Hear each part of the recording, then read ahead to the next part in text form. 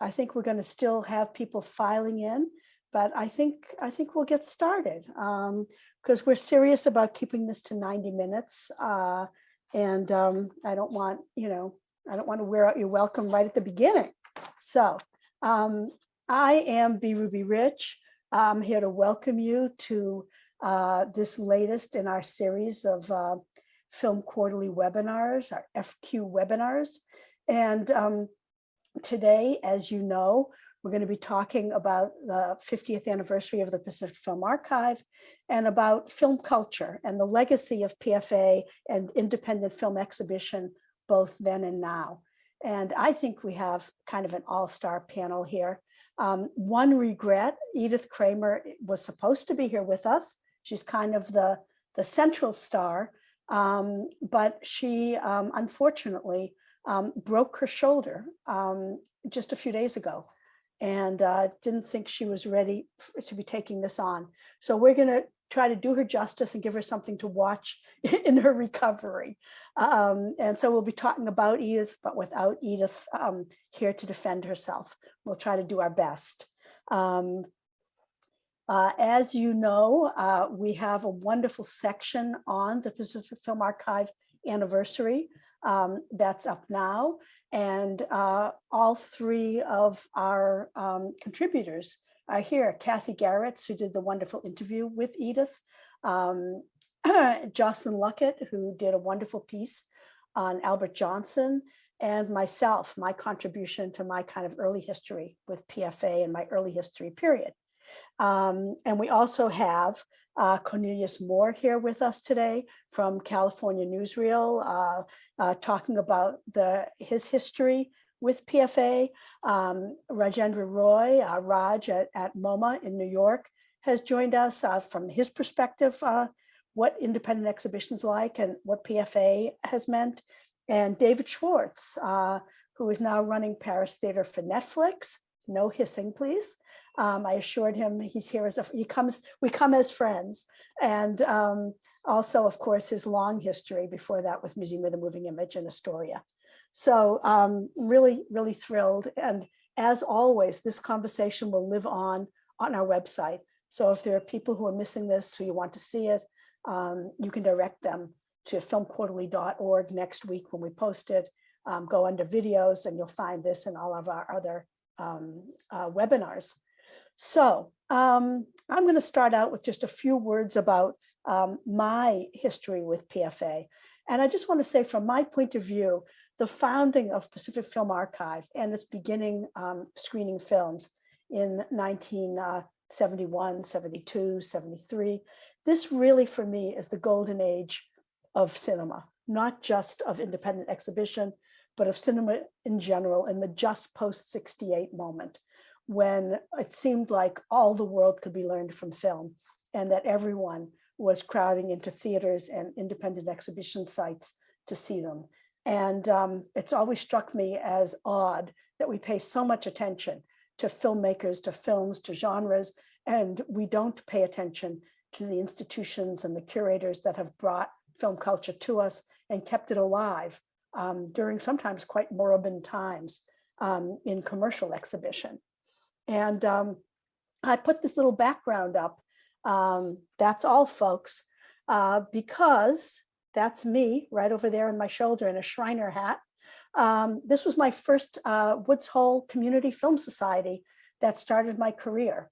And from there, I moved to Chicago to the Film Center at the Art Institute of Chicago, which is now the Gene Siskel Film Center. And from that position in Chicago, Pacific Film Archive was like a beacon.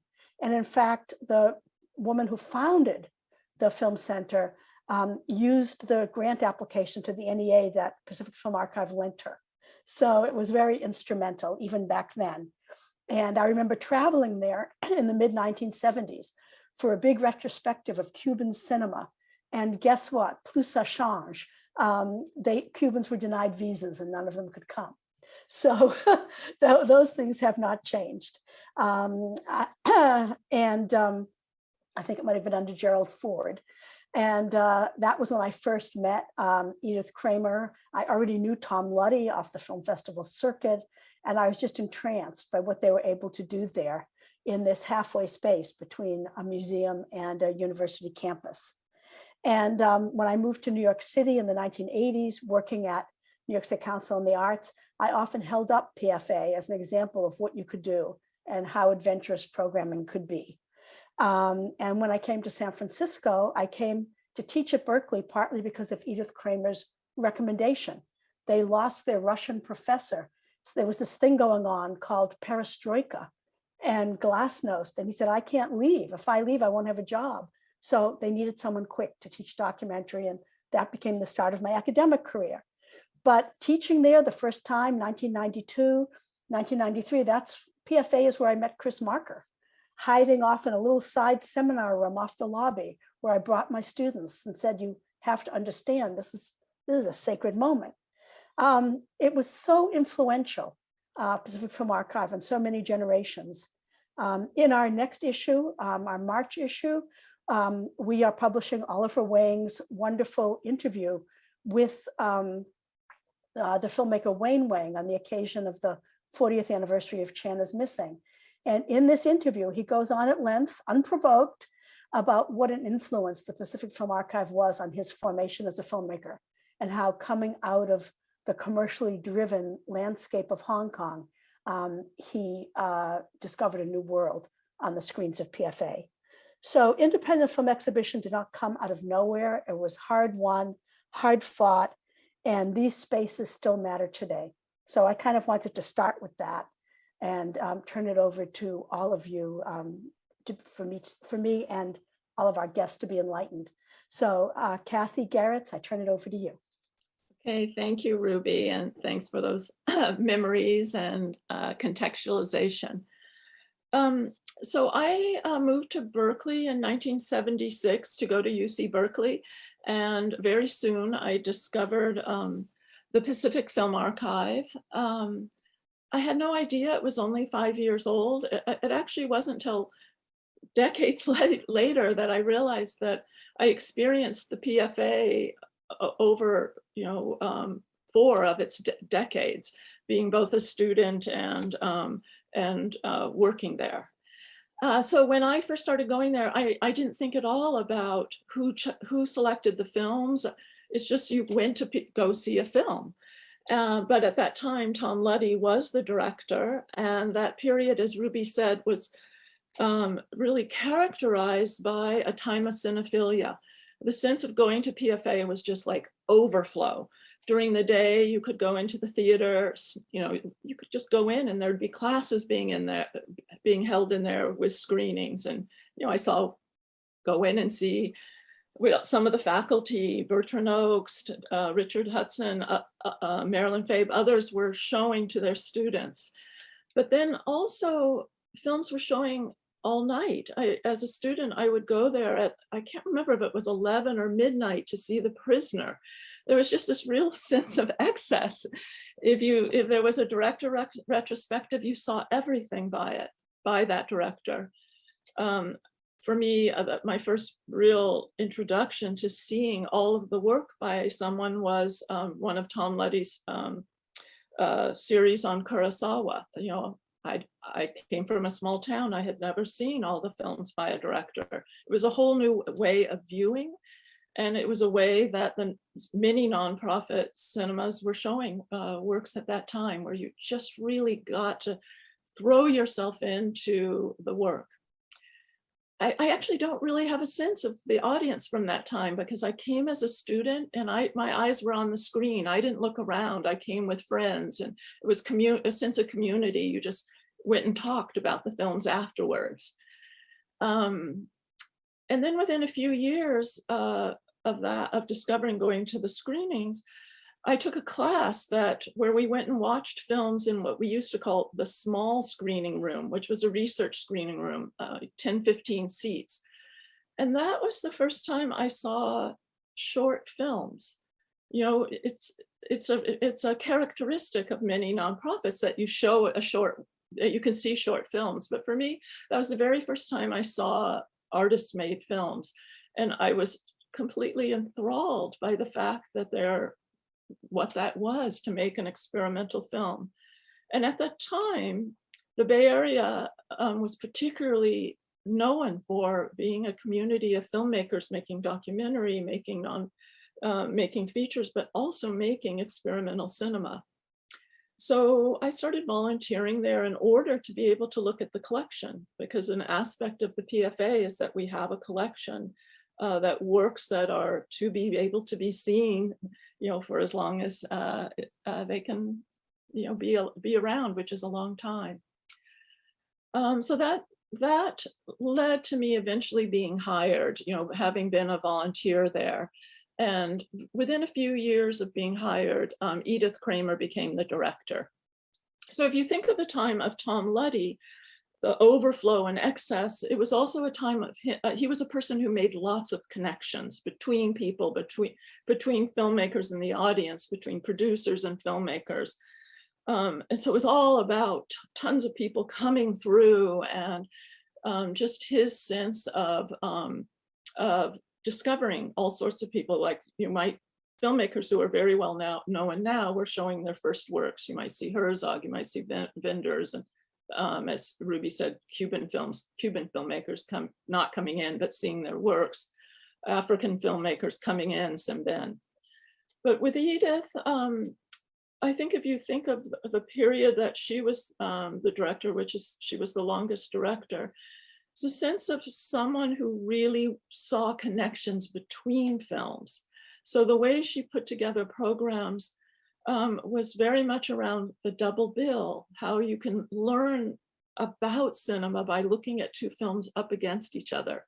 I mention it because it's not so much our way right now of looking at film, but that was very much a way that many of us first learned to really distinguish, say, an actor's way of working, a camera work, a kind of editing style through the compare and contrast. She very much saw her role of a curator as educational, to really fill in parts of film history that weren't known, for the audience themselves to become more critical and aware of what cinema can be, whether being directed so by an introduction, the writing on film in our program guide. There was a real sense that you needed to talk and write about cinema in order to invite the audience into seeing works and understanding works they didn't know already. And a real sense of showing all kinds of cinema and treating them the same, that putting the short, the documentary, the well-known director all on the same plane, and whether in the same economy, but also in the attention you brought to them. And of course, audiences change over time. And at that period, we also began showing film series for classes on the campus. Like we did some with Ruby's documentary class when she taught documentary. We became on the syllabus for an avant-garde class, for the documentary class, and for others. And then just to sum up, currently Susan Oxtoby is the curator, and the shift in what audiences will come to has changed a lot, so that we no longer do double bills. People didn't stay out as late, but we went to horizontal rather than vertical programming, and it became focused on gems and really selective of what one would see in a series. Just in the sense of what people could do, how people treated cinema in their lives. The cinephilia moment had changed, and it was more emphasis on here are some works you really should know, you really should see. So I'll just stop there with this little history. Thanks, Kathy. That's a perfect place to stop, because we can move on to Cornelius, speaking of gems, and talk about California Newsreel, Pacific Film Archive, and your experiences across these histories, Cornelius.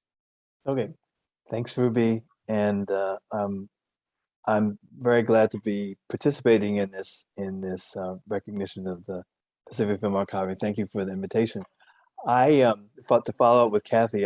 In the last, I guess, 20 years, I've because of California Newsreel's role in distributing African cinema, I get invited by Kathy to come and introduce some of the programs of African cinema from the traveling New York African Film Festival programs that happen annually at the PFA.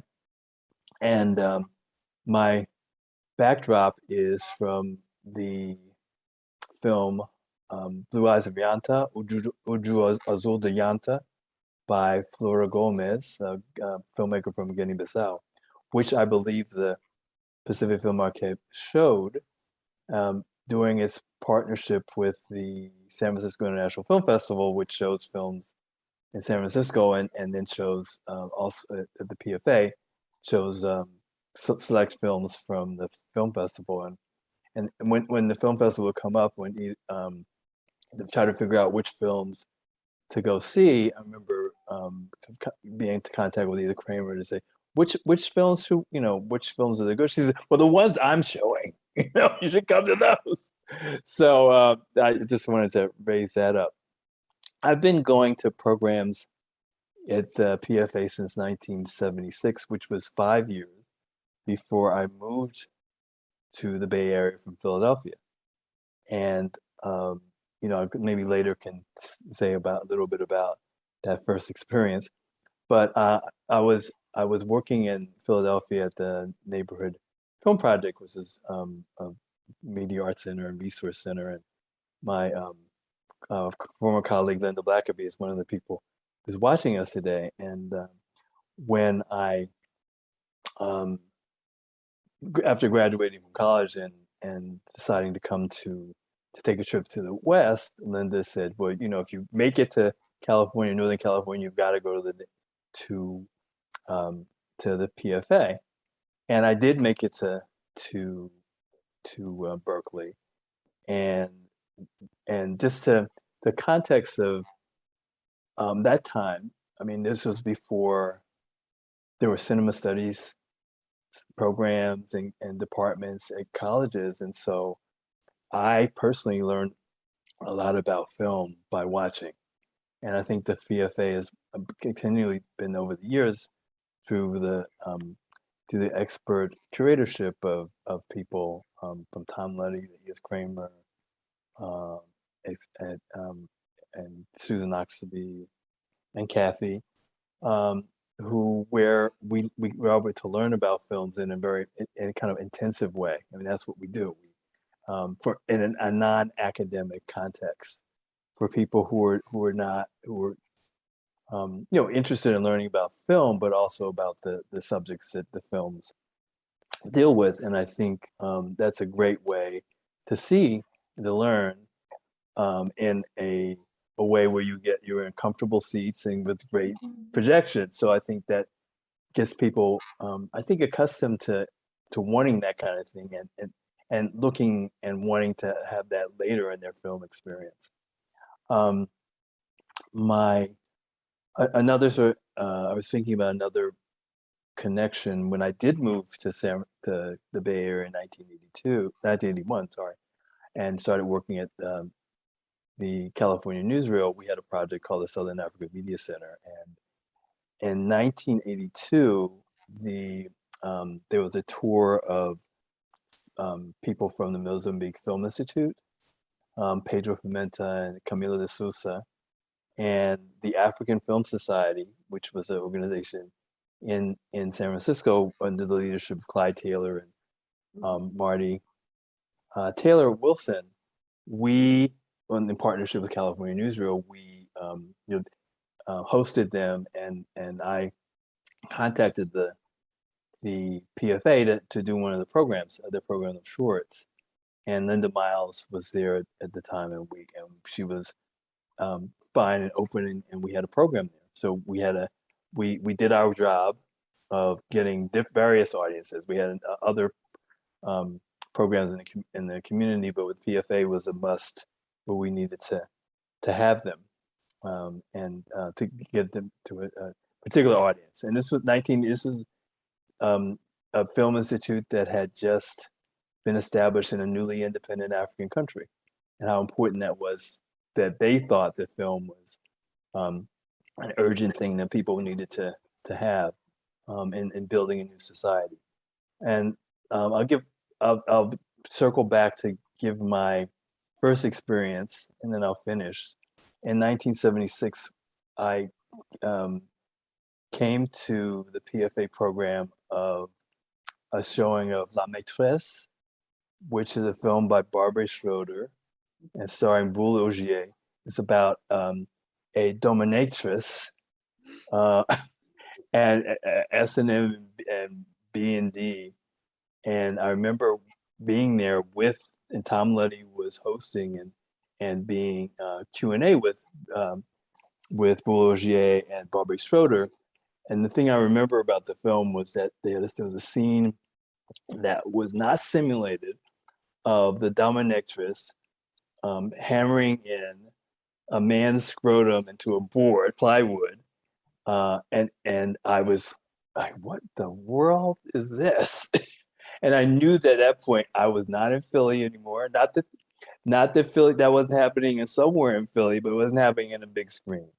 But I just wanted to lift that up to let people know that what kind of place, what kind of experiences you could have at the PFA. And I'll stop there. I love that. Okay, wonderful. Thank you, Cornelius. Raj, this is a hard segue for you, but I know you're up to it. Nailing my nuts to the wall. Thank you, Cornelius. Thank you. So as I mentioned to Ruby when we started, I'm the only one without a filter behind me, but as I said, I'm best unfiltered. And so Cornelius, you did set me up for that one. So I went ahead and took the opening. Thank you, Ruby. Thank you from Quarterly and PFA, everyone at PFA for allowing me to join from New York to celebrate this 50th anniversary. Part of the reason I didn't want to filter is because I wanted to show that I'm actually in New York. I'm sitting on 54th Street at the Museum of Modern Art, where I've been now for over 14 years. But since we're doing backstory, I'm happy to jump in as the kid who arrived in the 90s wave as part of really film festival culture, which in a way was the inheritor, I think, to that intense cinephilia of the 70s that bled into the 80s. But really metastasized in the early 90s, which is when I arrived in New York from California. I born in Southern California, raised in Central Coast. So I'm a California kid who showed up in New York and quickly discovered that I wanted to be a part of the independence, really the experimental queer festival scene here in New York. So I know many of you on the Zoom today, you will know that I started out at Mix with Jim Hubbard, Sarah Schulman, Shar Freelo, Karima News.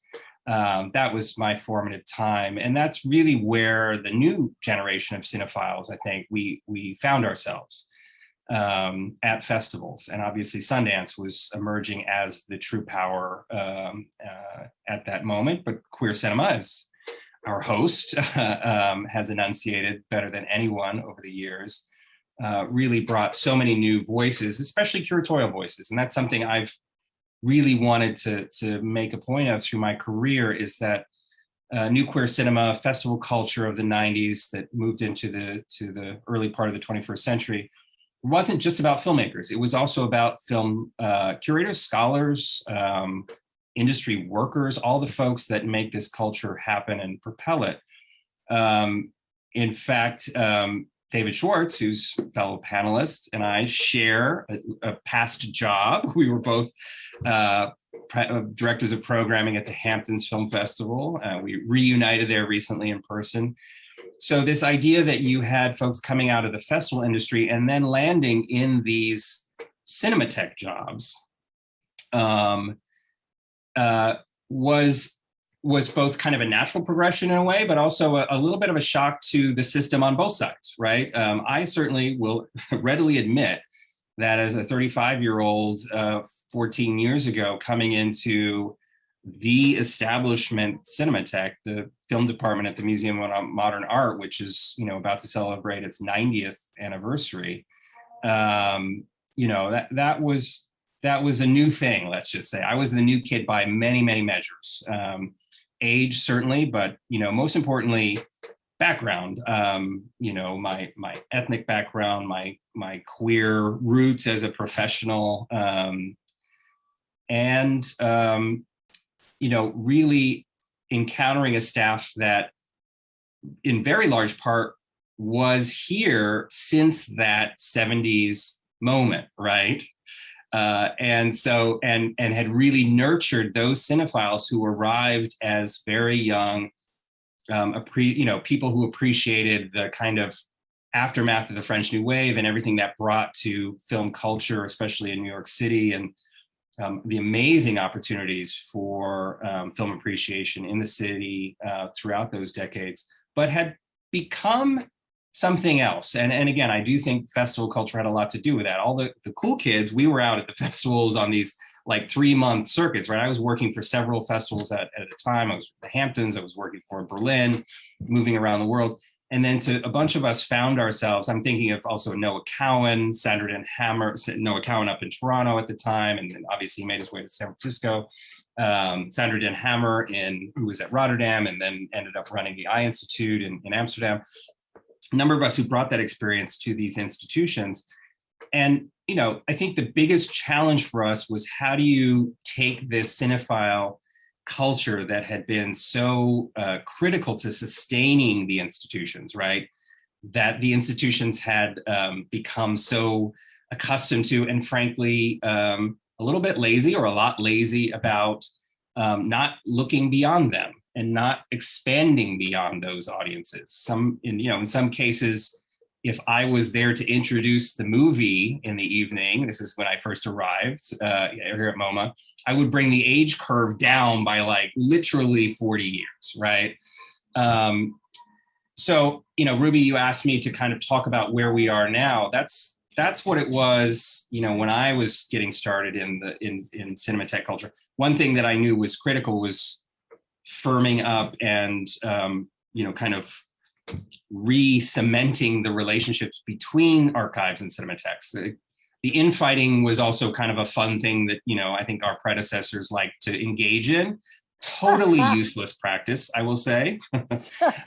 No need for jealousy or, you know, useless competition between archives, certainly. So realigning with PFA has been a joy. We have collaborated numerous times over the past decade and a half, and will continue to do so. But engaging with new audiences is really a challenge that has been out there for all of us that run these legacy organizations. The interesting thing with the pandemic, of course, we all turned our lights off for a year and a half, turn the lights back on, and hope that anybody's interested in coming back to in person, especially since most of us developed streaming services in the interim, which was certainly new for someone like me. But turn the lights back on and people do come back. But guess what? Who's coming back? Well, it's young people. And it's young people because they're the ones who are comfortable at this point in coming back. And so we are thrilled at this point. MoMA started in-person screenings back in May, kind of matinee screenings and garden screenings, kind of one a day, a couple a week kind of thing, to Labor Day, where we started in-person evening screenings again, till now, where we have sold out houses virtually every night. We have our, you know, we're giving them the good stuff, right? We've got our Contender series, which is our survey of the best of the year, very quirky survey, but brings them in for new cinema.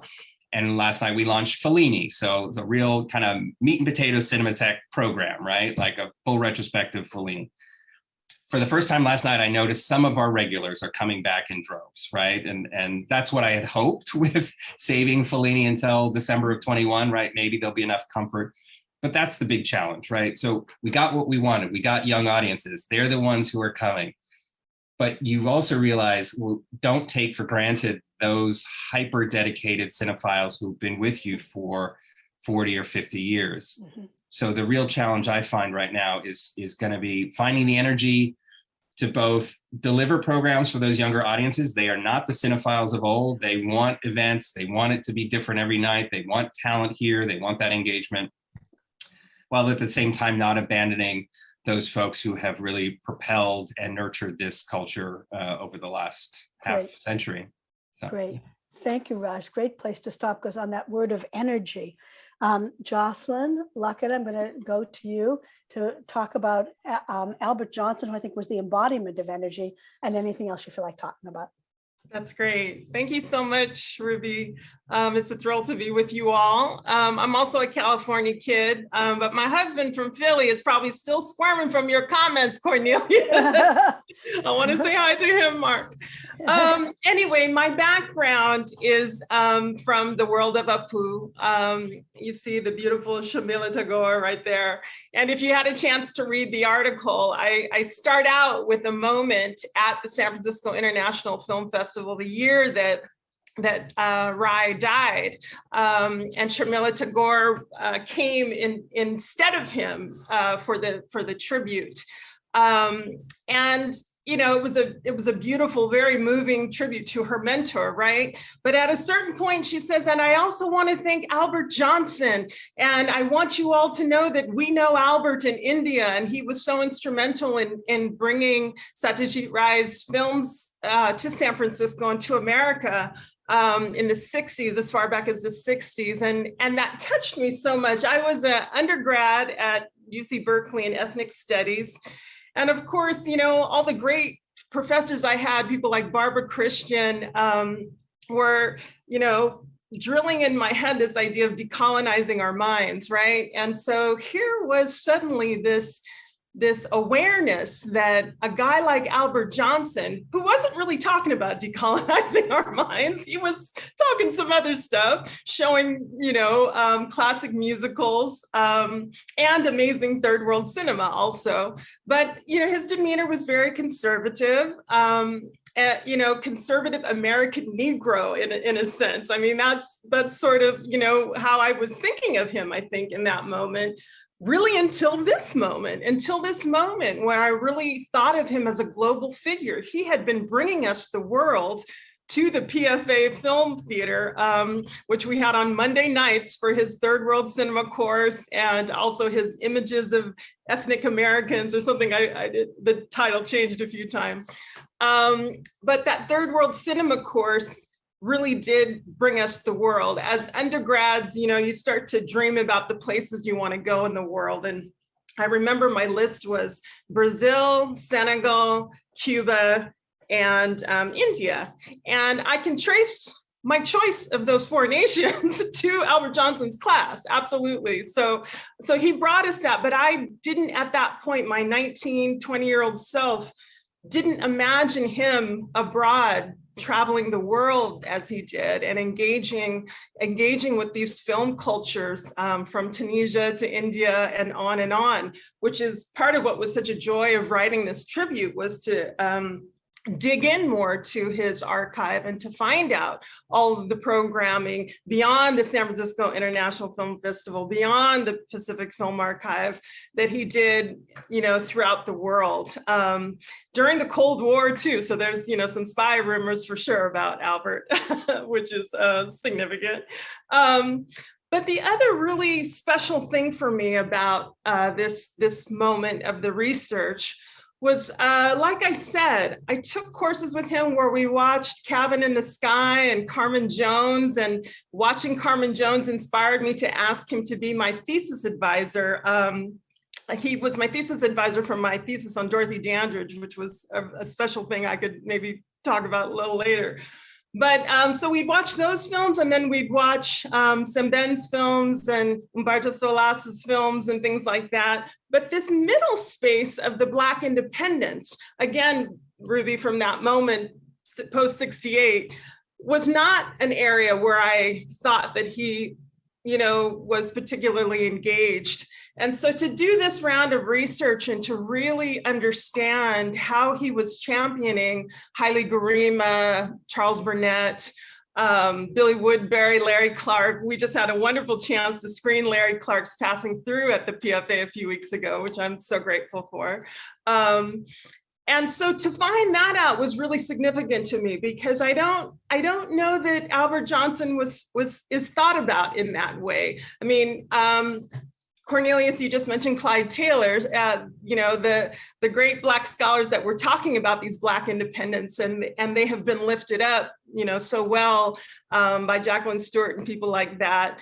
But it was really nice to find out that actually Albert was participating in that too.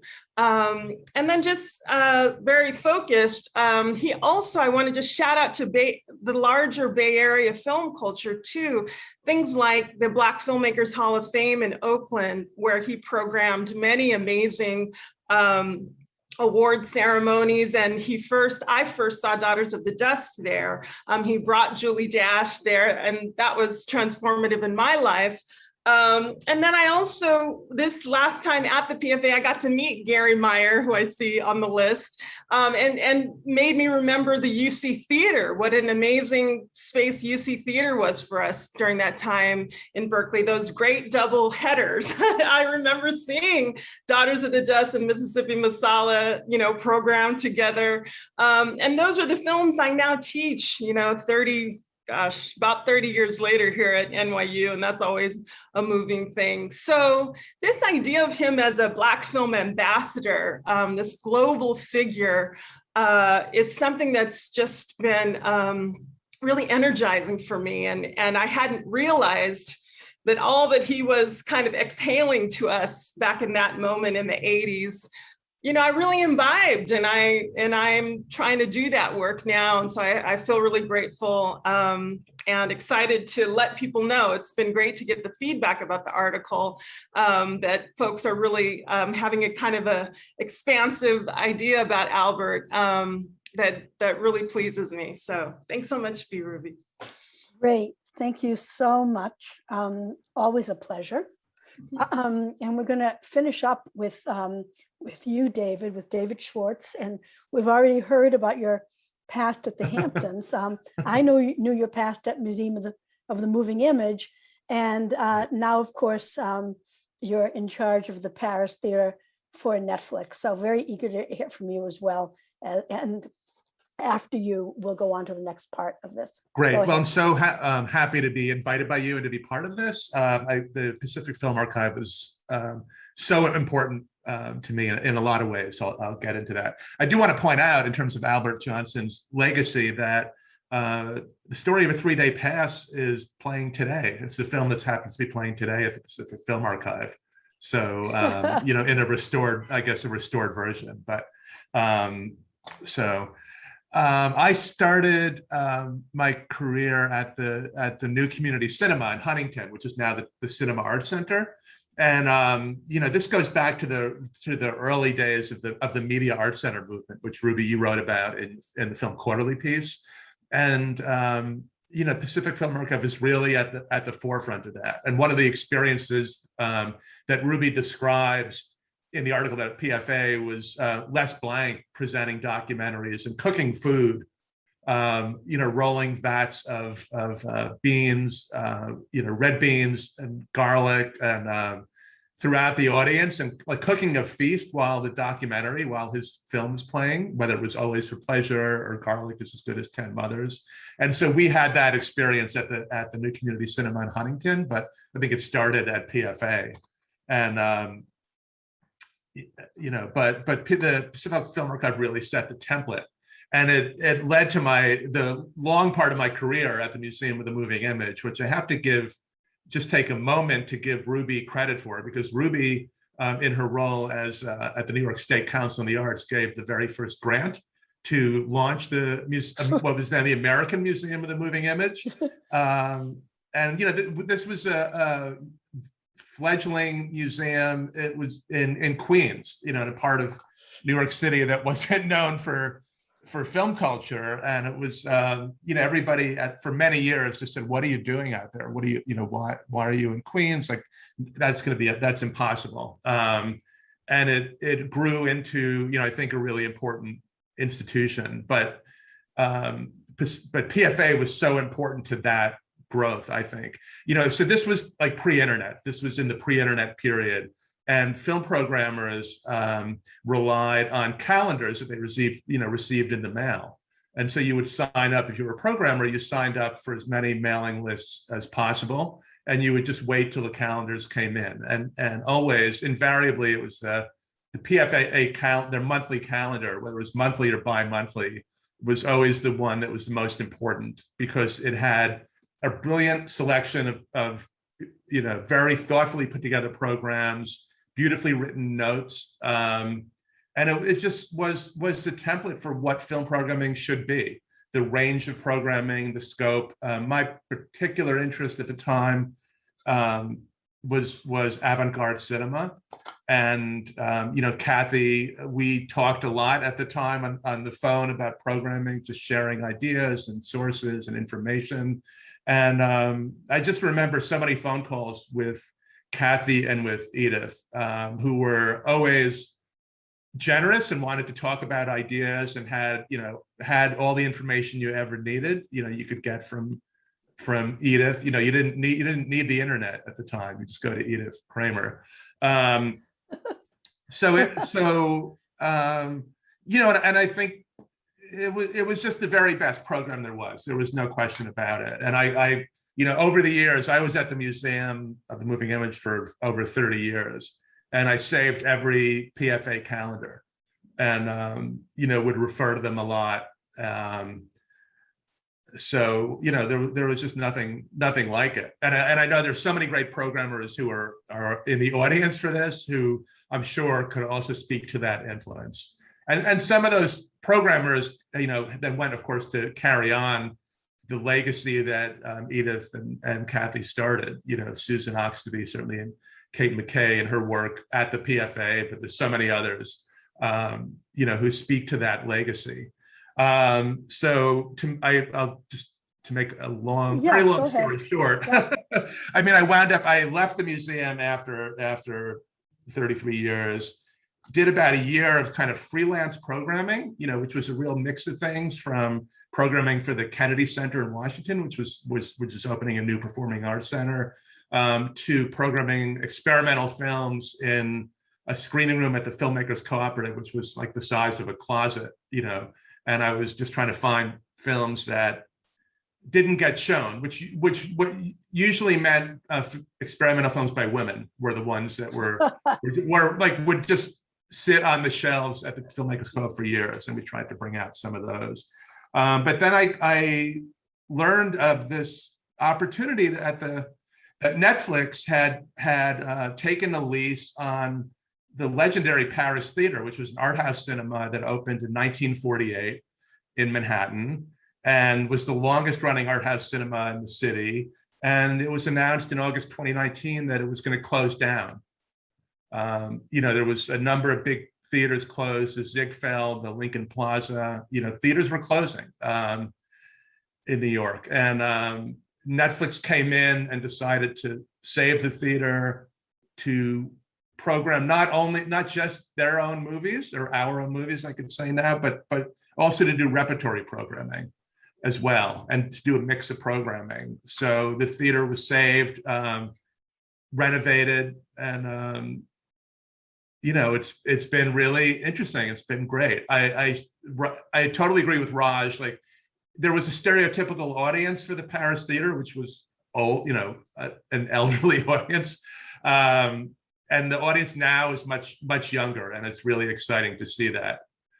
We had Paolo Sorrentino that came, actually was at the Paris last night after introducing a screening of a Fellini film at MoMA. He walked 4 blocks up, came to the Paris Theater, and showed his film, The Hand of God.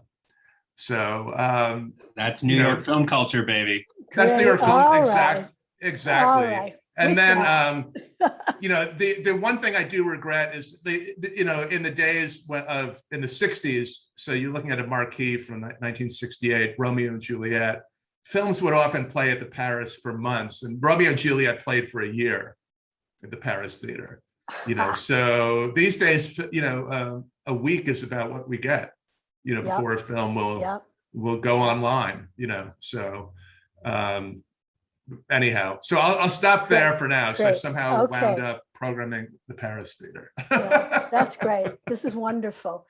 And you've all had great stories. And of course, we've gone a bit over that first half-hour mark we had. So we're going to go and have a lot of talk between us. But I just want to remind everybody, go ahead and put your questions or comments into the chat or into the Q&A. And I noticed that already there's some more details from Kate McKay and Gary Meyer about Story of a 3-Day Pass. Rebecca, would you mind putting up the shot of Albert Johnson, just so we're talking about him for people, there you go, for people who hadn't seen the issue, the most dapper man in cinema, working the phones. That's a great shot, thank you. Thanks so much. I couldn't resist, Josslyn, putting a face to your stories. So,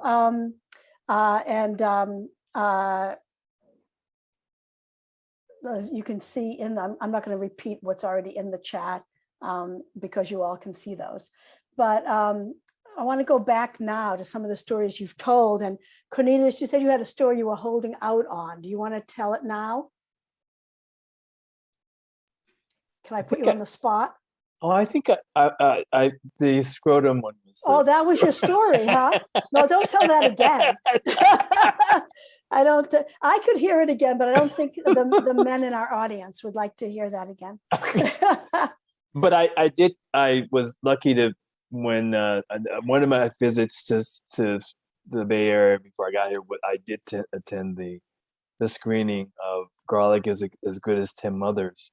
Mm-hmm. At the PFA, where Maureen Gosling was running up and down the aisles, fanning the smells of garlic around.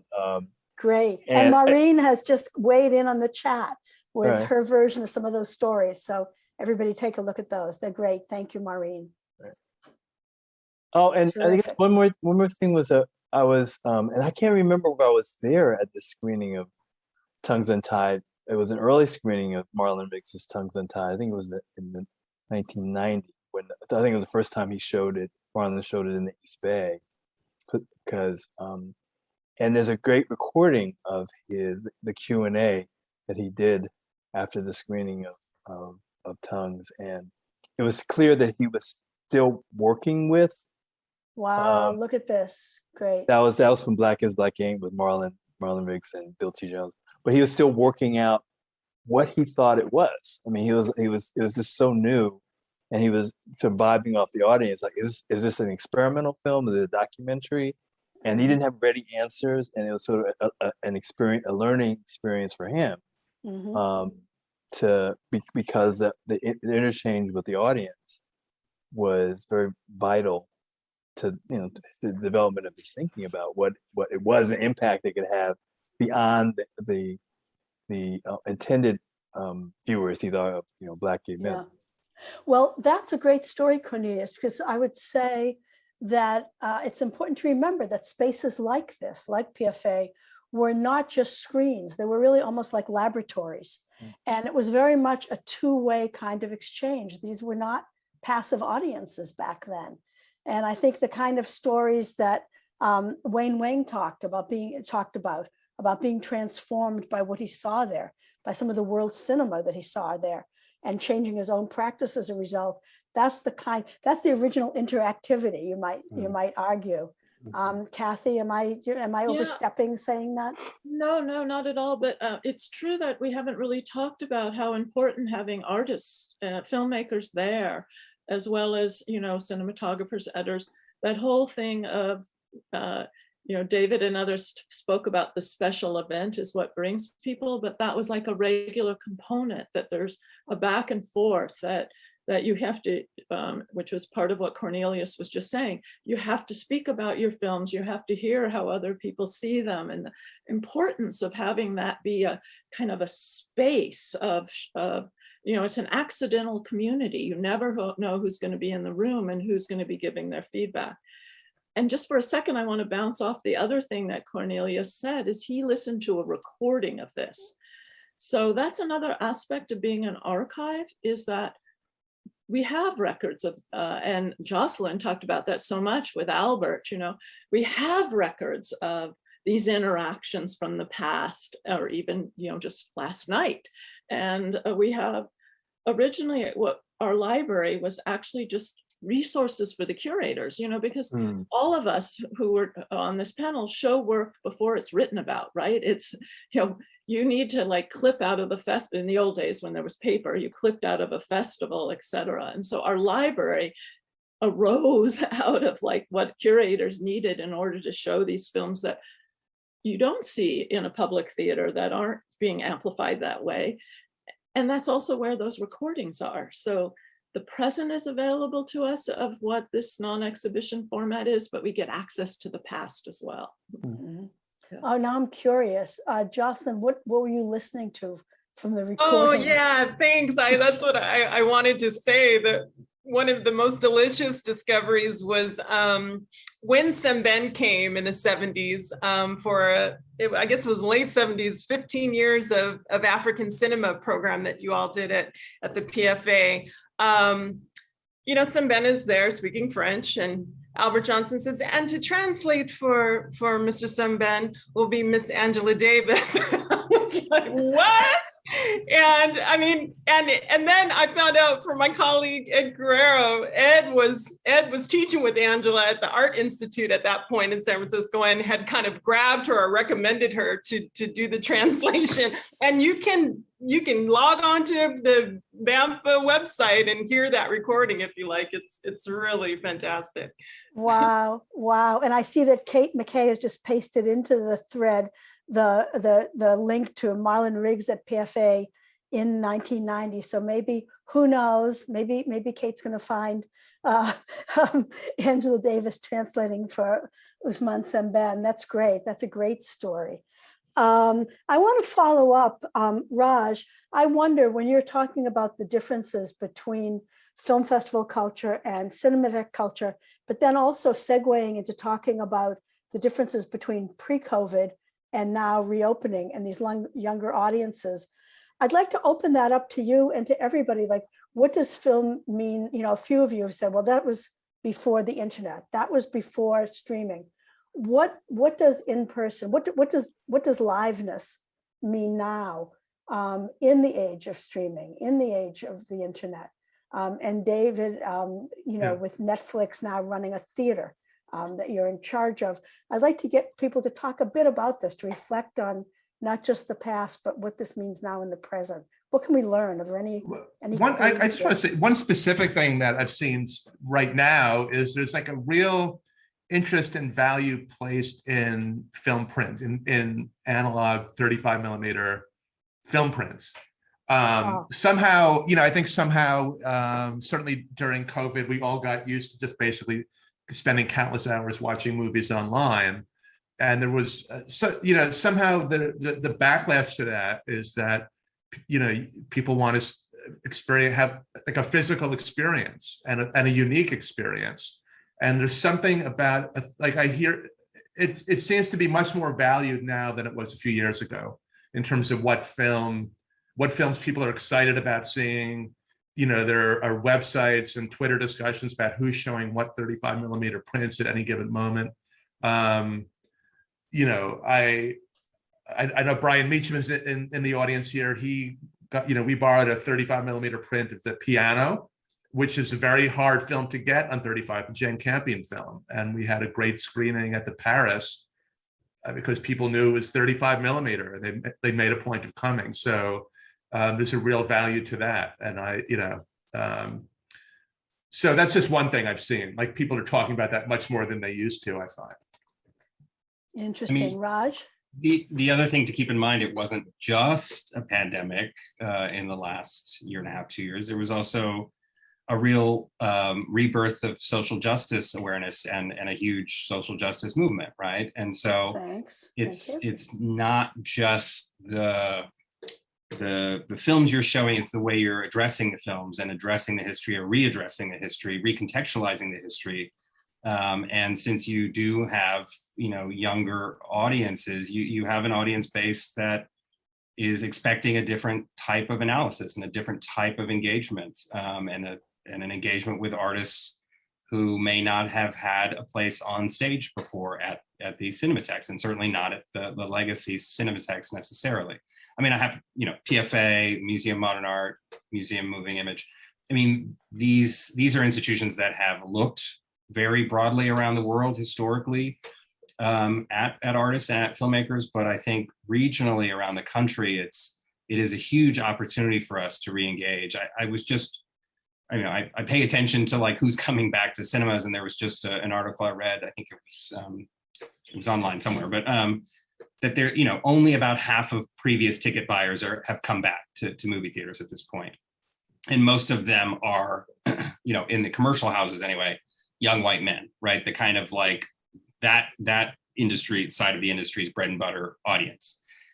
And it's a real risk because the growth area had been women, especially women of color, Black, Latino, Latinx, like those communities have been more resistant to come back to cinemas. And unless we refocus and re-engage, no, we get it. You have to feel comfortable, you're gonna have a safe experience. And B, we're not gonna show you the same old shit, right? We're not gonna show it in the same way. We're going to show you things that you would want to come and engage with in a collective viewing experience. And that's incumbent upon all of us to make sure that happens. That's fantastic. That's really important.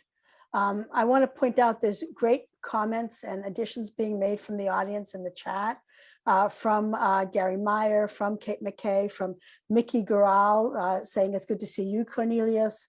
And I think that I want to encourage all of you to start posting any questions here, because this is now the part of the session where we'll start listening to your questions and trying to answer them. But in terms of the comments and the histories that are being provided, just look in the chat because it's great, and great history from Maureen Gosling and some corrections to history from Gary.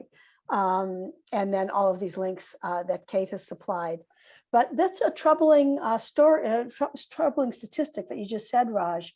And I wonder about that because this is at the same time a moment of such a flowering of work by people of color in television and in film. And with Jacqueline Stewart moving over to the Academy Museum, and a time of just tremendous influence that we haven't seen before in these spaces. And so I wonder what's happening with the audiences,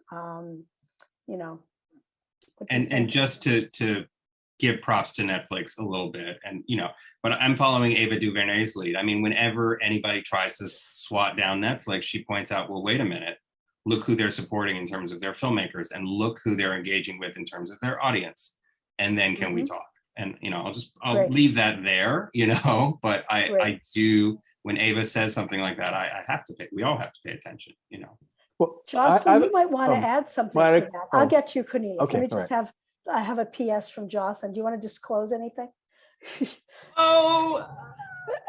I'm returning back to my TV writing days, and I just got the sweetest gig to write on the staff of Queen Sugar for the last season. So anyway, I'm having a nice little Ava moment myself right now. I couldn't resist.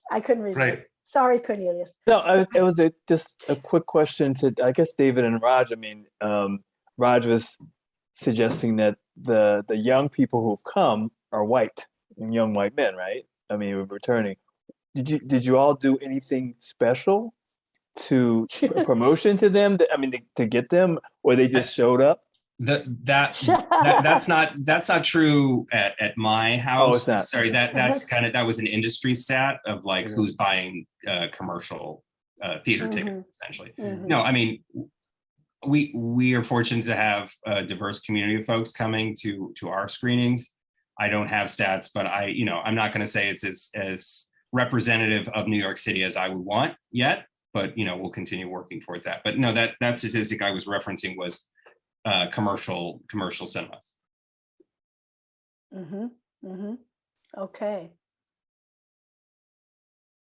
Kathy, anything about PFA now? Do you want to add to that? Well, like everyone, our audience has been tending young. A lot of the regulars, the members, haven't been coming back yet. As of yesterday, our first screening where proof of vaccination is required. We had to get UC approval at just being part of the university. So we hope that will make a difference. But, I had mentioned, and Josslyn mentioned, the programs we do with classes. So we've also had a lot of young people in the theater because it was the spring semester, and it was great to have, they'd all been in their rooms watching work. And so it was actually very moving to me when we first had the classes coming back. And I'm actually teaching a course this year on this semester on curating, the grad course. And the grad class had been on Zoom, obviously, for a semester and a half. And they started coming to our programs, and they'd be like, the first program we had like a filmmaker, Scott Stark, in person. And the students are like, oh, we saw Scott Stark in the audience in another program. And then, oh, we saw the curator for that show, also in the audience, Jamie Barron, who you did a thing with. And so to me, it was so exciting hearing them discover there is a concept like a film community, which is filmmakers, scholars, people from the campus, people from the community. It was actually it was a kind of a wonderful way to restart, having people be excited about that kind of accidental series of interactions. Yeah. Great. And in fact, Jeffrey Scholar in the chat, I see, talks about teaching film studies at Berkeley, and very much the same thing, that students are able to see films as a living culture with a public and with artists and scholars, and able to speak to filmmakers directly and able to participate in that way. So I think that's really echoing what you're saying, Kathy, that it's opening a world that they had seen just on their own screens. So yeah, absolutely. Really powerful. And I've worked with Jeffrey and other faculty, including back when you were there then, and all of them think that that's very important for the students to actually meet filmmakers and hear that the arc even of that someone may have been in the audience of and decided to become a filmmaker. Going back to Cornelius's story of Marlon Riggs, he talked about seeing films that took him out of his journalistic mode, his more common, comfortable way, seeing experimental films that took him to take Tongues Untied in new directions, as being someone sitting in an audience. Great. Yeah. Great Can I question. ask Kathy a Yeah, question? go ahead. Yeah, so actually, and it's kind of related to something I just saw on Maureen, a chat post from Maureen.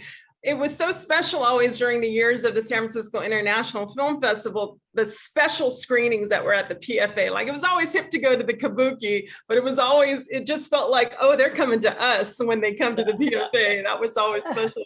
But also in your beautiful piece on Edith, I just want to bring Edith's voice a little bit also back into this conversation. I love how she talked about the narrative sort of impulse of programming, that she really saw herself as a storyteller, and that film programming had, beginnings, middles, and ends, and that she wanted to take audiences and really communities, therefore, on these journeys. You want to say a little more about that? Well, it was always fun to see the programming, and it was, as I think it was David mentioned, pre-internet, so that everything was paper. And Edith would have these files, our manila folder files of film titles stacked all around her, because you could not preview everything, right? This is a day when, you knew the film from your memory of having seen it, and possibly there may be a 16 copy and you would preview it, but you'd be reading. And Edith talks about, you get really good at understanding a film from what you read, and trying and pulling on her memory, and then deciding on her order. And she was always very adamant. David also mentioned sort of the media center days. And in those days, film series would tour. It was a really wonderful economy where lots of centers would show the same group of films. And Edith was always like, I do not accept the way they come to me. I am going to create my own order, which had to do with that, what she called her art history training, compare and contrast. What do I want them to note? Then how do I help them note that, by putting certain films together, and where I put the maybe more early films, where I put the more challenging films. her mind was just always going that way.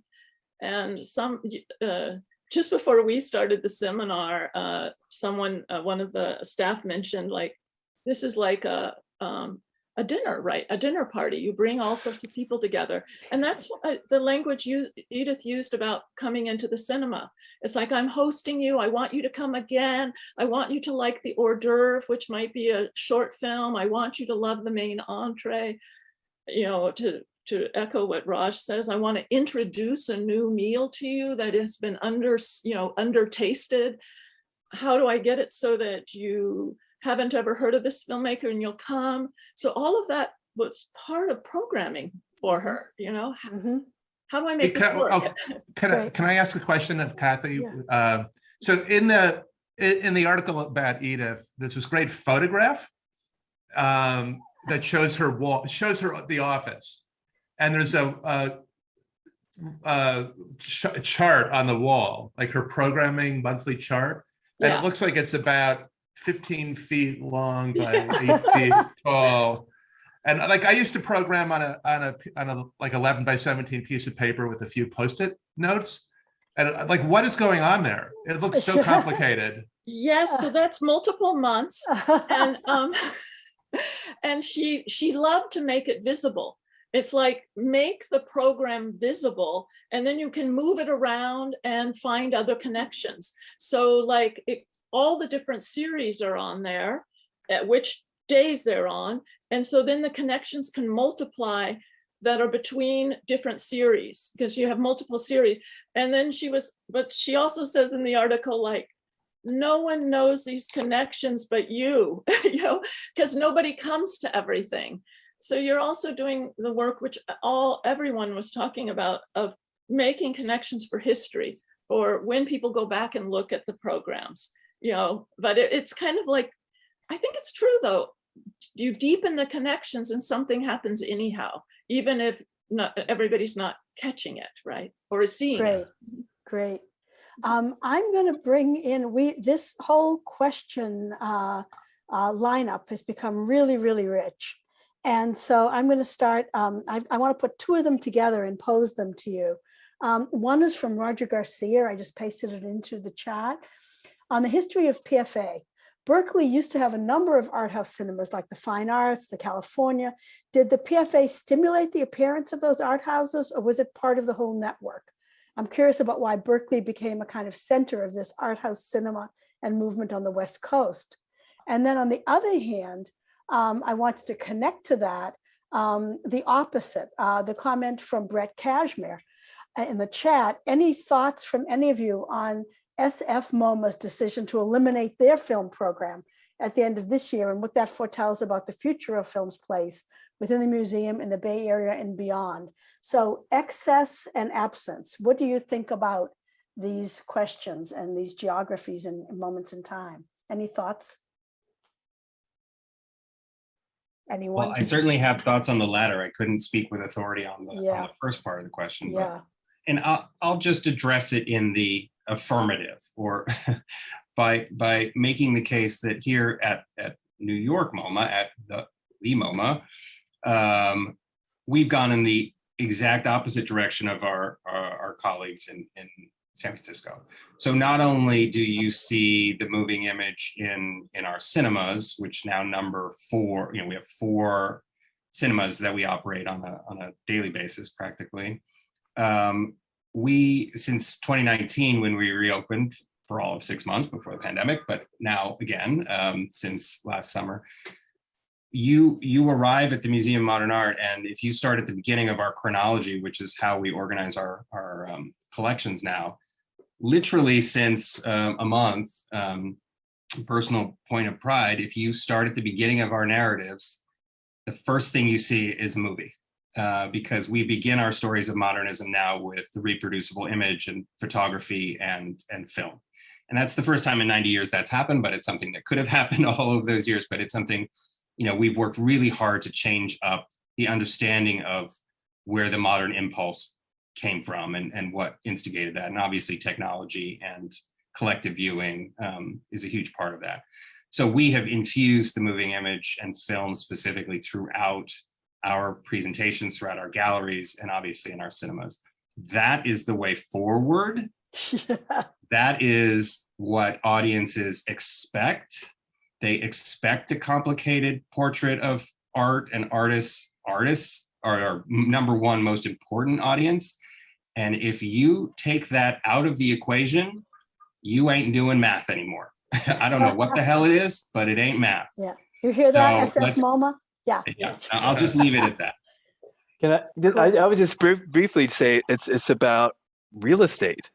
I mean, not just about real estate, but what SF MoMA is doing is there are great theaters that are just not being utilized, and it's such a waste. And I think in the context of the way housing and real estate is dealt with in San Francisco, I think it fits into that. Anybody else want to comment on either part of this? What about the theater culture, the art house culture around Berkeley at that time? Well, it's complicated because it was really the whole Bay Area. Repertory really, I believe, developed in San Francisco, with the Surf and Mel Novikov's theaters. Gary could leap Gary into here. He could tell the story well, but of course the UC was in the this is this is Gary Meyer, who's posted a lot of information in the chat for anyone who wants to follow that. And so I mean, for us at the PFA, we thought the more places people are seeing film, the better. So the fine arts arose out of a film lover. It was a later moment of repertory. I can't remember. Couldn't find the question on the side, and I can't remember the other theater he mentioned. But certainly Tom Luddy grew out of repertory in San Francisco, in the Bay Area at the Telegraph Rep and the Guild with Pauline Kael. So the kind of nonprofit and the repertory always did exist side by side, producing more viewing. And the specialized kind of viewing that like we had in the SF MoMA had back in the the 40s. SF MoMA had very important, art and cinema series, and it would be glorious and wonderful if that history was still celebrated there, and that film as an art form was still on a vibrant part of its programming, and there is the audience there who want it, who want to come in to that building and see that kind of work. Ironically, one of the things that jumps in my memory in my lifetime, one of the things that jump-started the nonprofit sector was the disappearance of so many art house theaters around the country when pornography became legal. It had to do with the landmark censorship cases.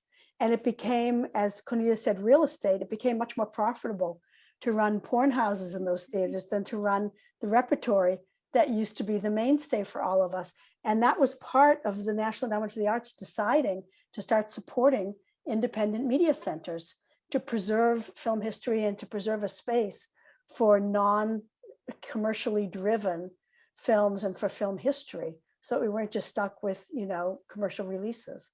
So it's a very twisty, interesting story. And I just want to point out in the chat, Brian John Dar says that he found a 1971 San Francisco Chronicle Examiner article about PFA that claimed the space that it was in was originally supposed to have been a restaurant. Is that true, Kathy? Well, I don't know the absolute details, but the original cafe, I think it was the Swallow. The very first time I came, it was in what is the museum's lobby. There were tables, etc. there. And where, for people who know the old PFA, the box office was the restaurant part. And the offices were where the PFA offices were where the restaurant was. It's something about like exhaust or, some building requirement that all had to change. So I don't know exactly, but I don't think it's exactly where the theater was. I think it's where the box office was. Yeah. And Gary Meyer posted it was the Art Theater Guild was the one that really went to porn. So that's interesting. And then and from there went to Landmark. I'm just pasting in Brian Hughes' question. Loving your memories, Josslyn, about watching festival screenings and he says he does as well. Remember watching the film festival and Cam Fest screenings at PFA. And Brian says he's curious about this history of, as perhaps you mentioned, Raj, of Cinematheque and festival partnerships. Was this by necessity? How did distributors understand these partnerships? And he says, like, and this is Brian who runs the San Diego Asian American Festival. So saying he imagines there were challenges given how Cinematheques and festivals work on such different programming schedules and according to different rubrics, I would guess. Any thoughts on that? Anything anyone wants to say to that? And for you too, Cornelius, since you're involved with Museum of the African Diaspora, how that feels to you? Anything? I'll leave the question hanging there in case anyone does have anything to say about it. Let's see. Well, I mean, there clearly, I mean, the festival culture has evolved and it's dispersed.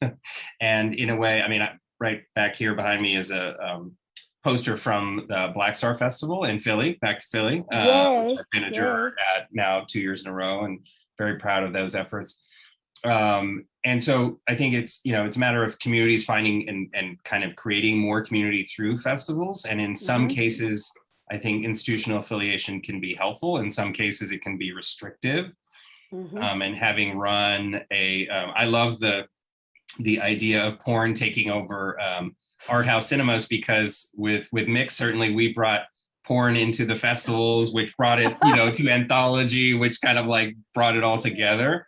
And, you know, and now MoMA, we just restored, you know, some classic gay films and have put them out. I know they were screening at the Roxy. And so like all of these kinds of different communities that congregate either in festivals or regional cinemas or both, I think that's going to just continue to evolve. I think the streaming culture will also play into that. And I hope that what happens is that folks that have been gathering in chat rooms and talking about films they've streamed either together or simultaneously-ish will then kind of recongregate in person at some of these venues. And maybe we can be more helpful in instrumentalizing that.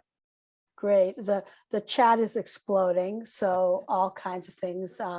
And Gary Myers pointing out that there was just a New York Times obituary that many of you may have seen for Wakefield Pool. That was the most incredible New York Times obit I think I've ever read. Amazing. And I just never thought I'd read that. Just phenomenal. Yeah. But also, I feel I need to note that Eileen Bowser has just passed, and I just read that this morning. Well, she passed last year. We're doing a tribute to her. Okay. I did not know that, and I just saw the announcement actually. So Eileen Bowser, MoMA's really, you know, foundational archivist in many ways, who remained active for years and years and years. Yeah, she did pass a while back, but and we had planned a tribute series to her, but we wanted to wait until we could do that in person. So that did launch just now.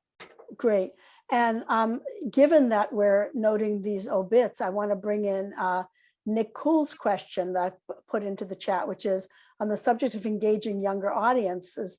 Are any of you doing any initiatives to hire and mentor younger curators and programmers? What's that like?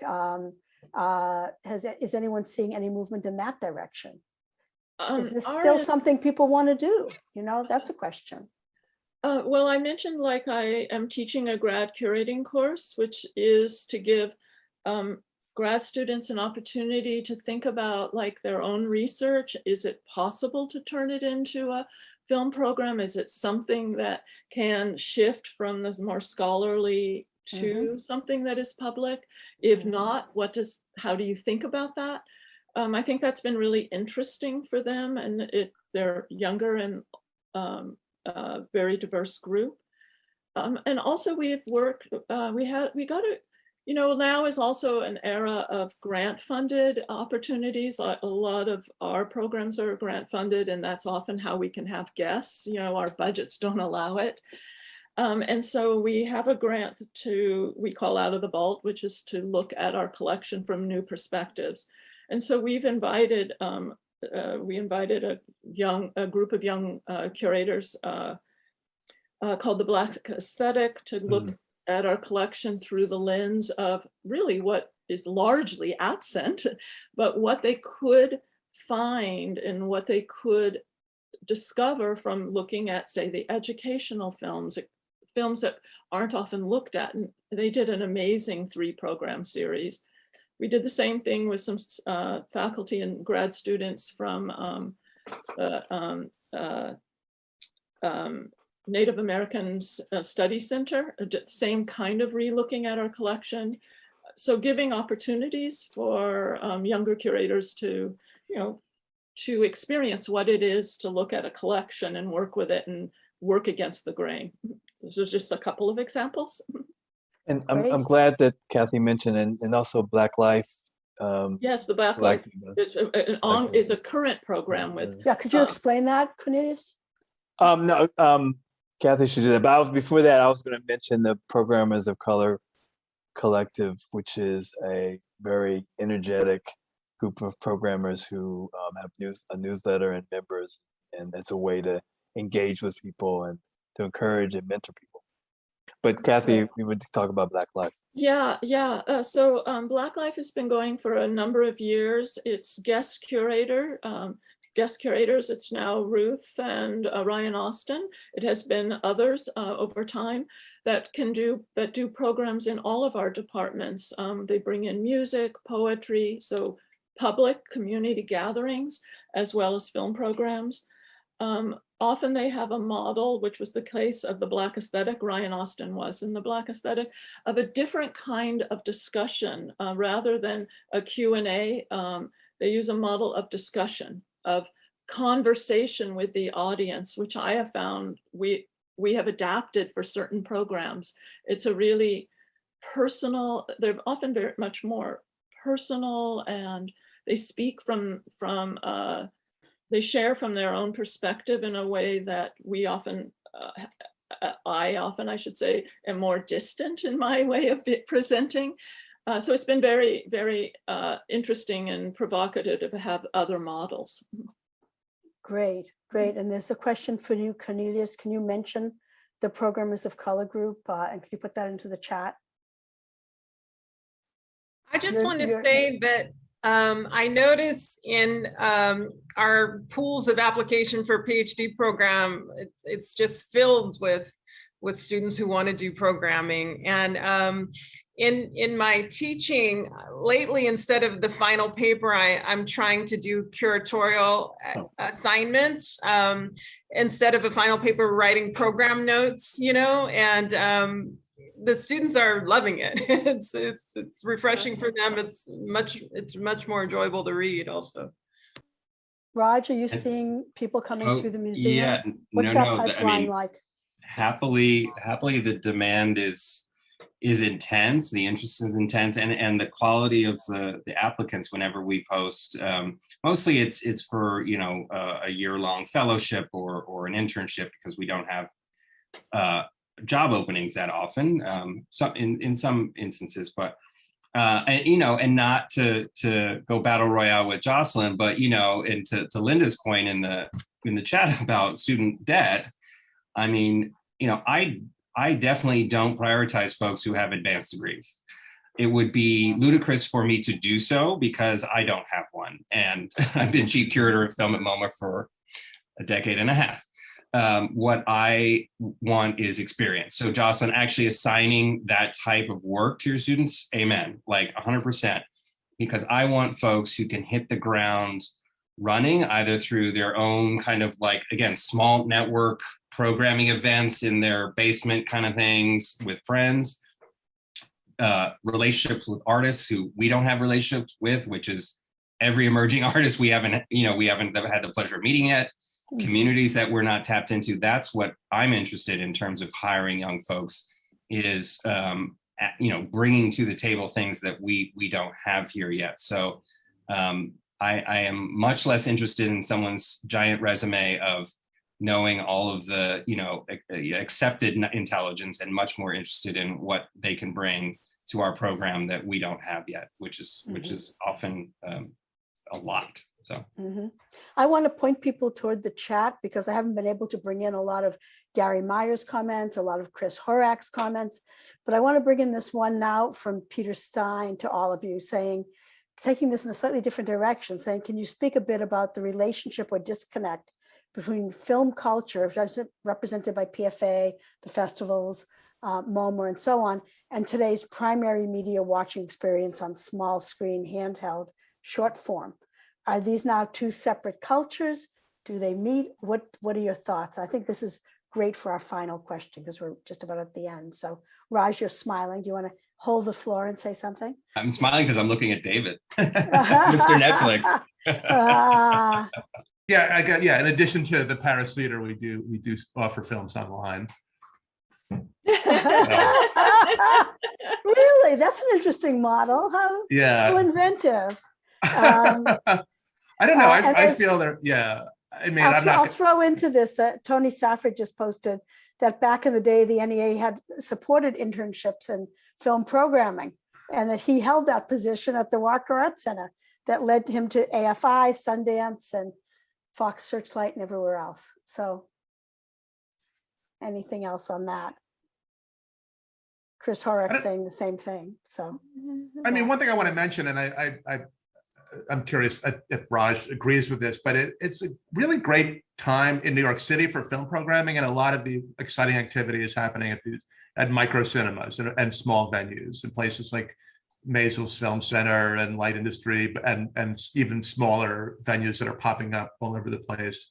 It's a very robust period, at a time when there's so much available online. It's like mind-boggling how much you can just watch online. But there's more interesting live programming now than I can remember in New York.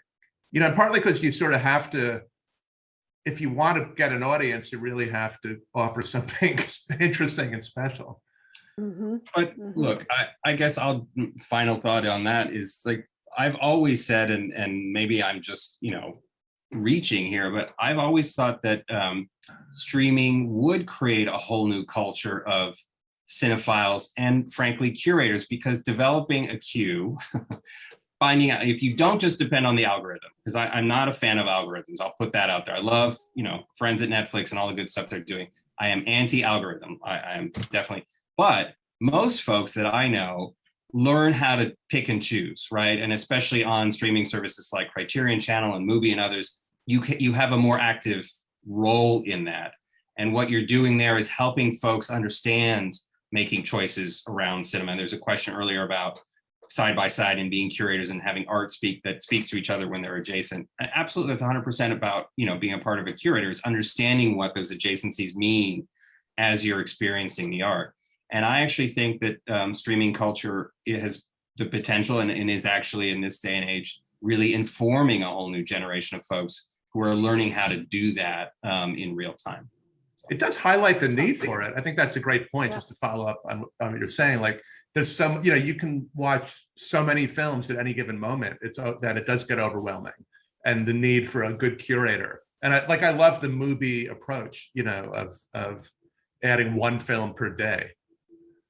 And it's probably going to be a good choice.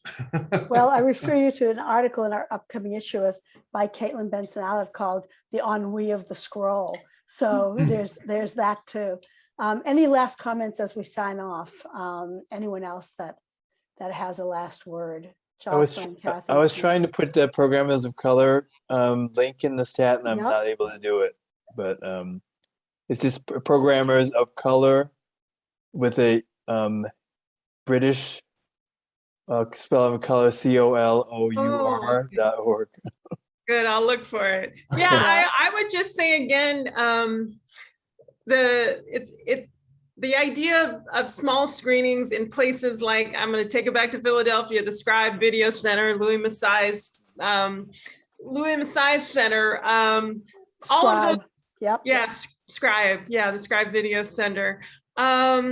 I think those are places where these young curatorial voices, can emerge also, and so I think it's definitely a both and. I mean, I think folks leave that and go try to see what they can see online too, but it's keeping those community spaces robust, I think, is so critical. Great. And there's a wonderful final comment here from Constance Penley saying that she grew up in the Pacific Film Archive, arriving in Berkeley in '71. And decades later, she had the chance to conceive of and build a theater and media center at UC Santa Barbara and said, I want my own PFA. Okay, so follow through. You can see this in the chat, and a great thanks and shout out to PFA for its model. Well, and I thank you, everybody for all everyone. their comments Yes. about it. Just been so wonderful. Hope to see you all in the theater. Yeah. Fill those Okay, seats behind me. Yeah. thank you, everybody. Can I Thank you so do a much. plug? Can I Thank do a you. plug? No, I'm too late. Hey. Thank you. Bye-bye. Bye.